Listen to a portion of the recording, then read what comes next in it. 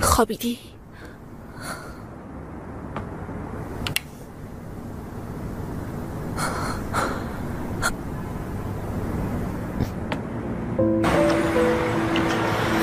چرا اینجا قرار گذاشتیم؟ خب من می اومدم پیش تو.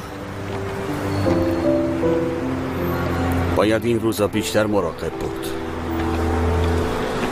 وگرنه جدامون میکنم. خیلی منو تنها گذاشتی. بهت خیلی احتیاج دارم.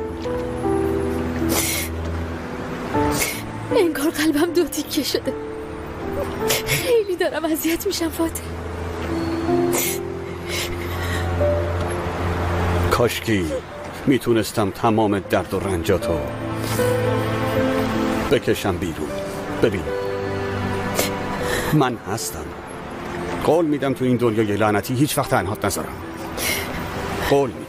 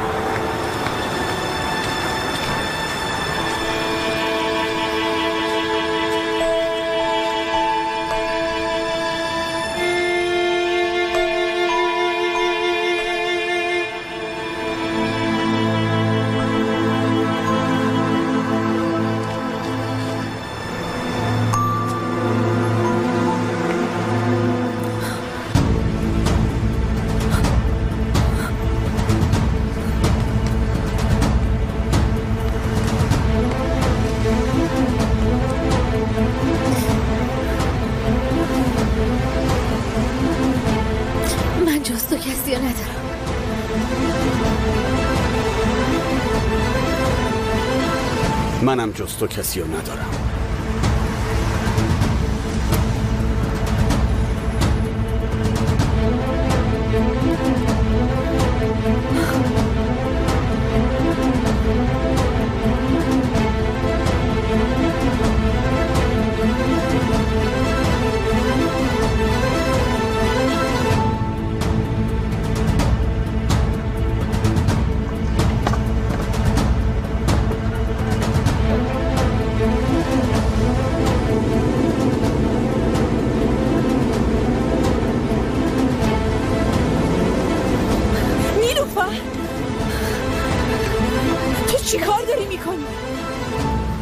صحبت میکردم. دوستت؟ فکر میکنی ندیدم اون کیه؟ نیلوفر داری چی کار میکنی؟ مگه دیوونه شدی؟ یعنی فقط تو حق داری از این کارا بکنی؟ تو با اون پسر چی کار داری؟ به تو مربوط نیست لطیفه. نیلوفر نیلوفر باید صحبت کنی.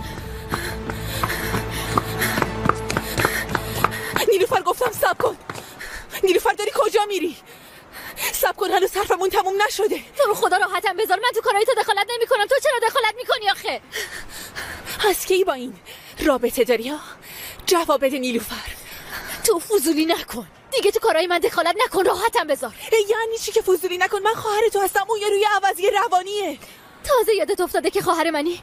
وقتی اون همه بدبختی سرم اومد تو کجا بودی؟ پیشت بودم نیلوفر. من همیشه کنارت بودم. من هیچ وقت تنهات نذاشتم. من همه چی رو میدونم لطیفه. متین همه چی رو برام تعریف کرده. خب یعنی چی؟ یعنی تو الان حرفای اون آدم رو باور میکنی؟ آره نیلوفر اون آدم از تو بر ضد من استفاده میکنه. همه چی رو تو بهتر میدونی. نه تو کاملی من احمق. از من سوء استفاده میکنن و فقط تویی که دوست داشته میشی. نه لطیفه من همچین چیزی گفتم؟ نیلوفر ببین به من گوش بده. کافی بهت گوش دادم لطیفه. حالا تو به من گوش کن. همه یه کارهای کثیفی که تو و بابام توش دست داشتین و میدونم. این که پولشویی کردین، تو چشم ما نگاه کردین و دروغ گفتین و میدونم. یعنی چی؟ یعنی الان تو حرف آدمی که 3 روز شناختی و باور میکنی و من و بابا رو میفرستی بالای دار و حتی زحمت هم نکشیدی بیای از من بپرسی؟ نه آره زحمت نکشیدم چون متین همه چی رو بهم نشون داد لطیفه. مگه دستم به اون مردی که نرسید؟ چی کارش میکنی ها؟ تو هم به اندازه اون مجرم هستی. باشه حالا که متین همه چیزو بهت نشون داده بهت هم گفته که چرا این کارو کردم؟ نگفته. نیلوفر، متین منو تهدید کرد. منم این کارا رو برای نجات تو انجام دادم. من همه این کارا رو به امید که دوباره به دستت بیارم انجام دادم. من اصلا تا زمانی که بابا مرد از پولشویی خبر نداشتم. باورت نمی کنم. یعنی چی که باور نمی کنم؟ نیلوفر، هنوز حرفم تموم نشده. اون آدم از تو برای تهدید من استفاده میکنی و تو میری حرف اونو باور میکنی. تنها هدف اون اینه که از من به عنوان پیک پولشویی استفاده کنه. همین 2 روز پیش به من زنگ زد و تهدیدم کرد. اگه تو رو دوست داره چرا میخواد از خواهرت به عنوان پیکش استفاده کنه؟ دوست داشتنی که تو ازش حرف میزنی اینه؟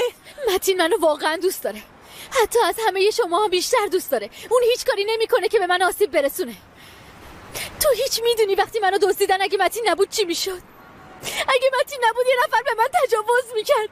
متین منو نجات داد. نیلوفر، ما رو خود متین دزدیده بود. تو رو چند وقت گروگان گرفت. هرچی که سرمون اومده به خاطر اون آدمه. نیلوفر، تو رو خدا چشماتو باز کن. کسی که سعی کرده نجاتت بده منم. کاش نجات نمیدادی لطیفه. من اصلا ازت نخواسته بودم کاری برام بکنی. نمیخوام، تو مادر من نیستی. من یه دونه مادر داشتم که اونم مرد. خب به خاطر من هیچ کاری نکن. نیلوفر، خواهش میکنم اینطوری نکن.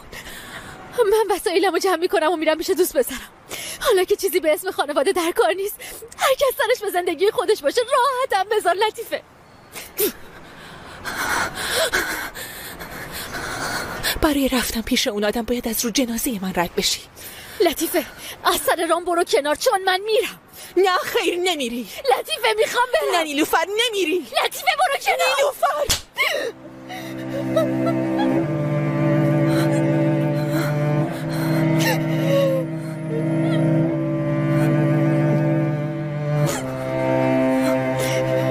هولیا، هولیا، هولیا. بله لطیفه خانم، همین الان چمدون نیلوفر رو آماده کن. زود باش. بله خانم. نمیتونی این کارو بکنی. نمیتونی منو بفرستی نیویورک. من متین رو ول نمی‌کنم که جایی برم. من خواهر بزرگتر تو هم نیلوفر و هنوزم منم که ازت نگهداری میکنم.